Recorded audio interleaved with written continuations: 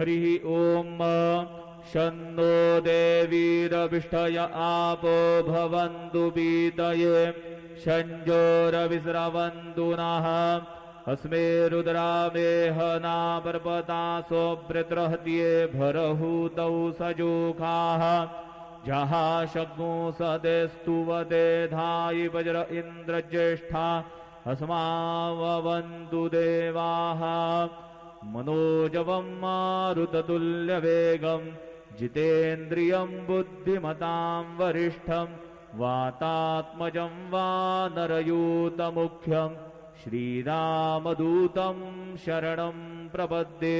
गुरुर्ब्रह्मा गुरुर्विष्णु गुरुर्देवो महेश्वरः गुरुः साक्षात् परब्रह्म तस्मै श्रीगुरवे नमः। सद्गुरु साईनाथ देवताभ्यो नमः। सायंपूजनार्थे चरणकमलेभ्यो नमः। चन्दनं समर्पयामि चन्दनस्योपरि अक्षतां समर्पयामि। कुलायिनी घृतवती पुरन्धिः स्योने सीदसदने पृथिव्याः अभिद्वा रुद्राभ्वसवो गृह्णन्त्विमा ब्रह्मपीभिः सौ भगायाश्विनाध्वर्जु साधयतामि हत्वा हरिद्रादि सकल सौभाग्यमांगलिक द्रव्याणि समर्पयामि। ऋतुकालोद्भवपुष्पं समर्पयामि।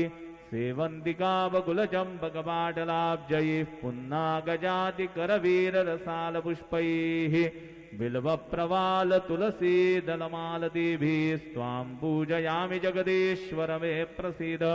ऋतुकालोद्भवपुष्पाणि समर्पयामि। सायंकाले नैवेद्यः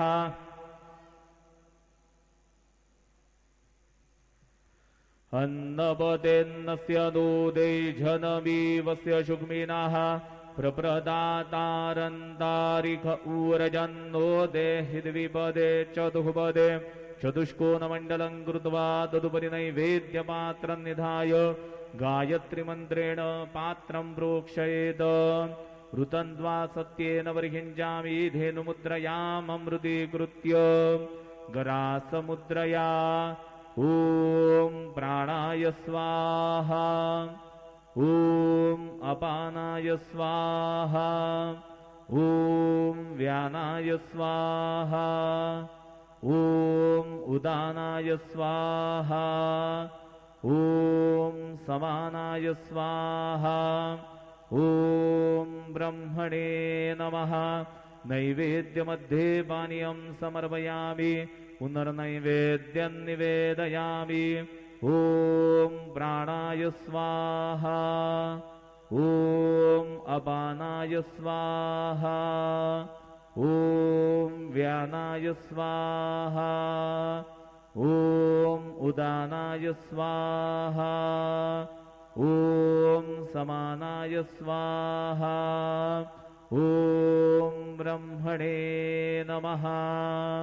नैवेद्यं समर्पयामि। हस्तप्रक्षालनं समर्पयामि। मुखप्रक्षालनं समर्पयामि। शेषोपचारार्थे प्रार्थनापूर्वकनमस्कारं करोमि। श्री सच्चिदानंद सद्गुरु साईनाथ महाराज की जय।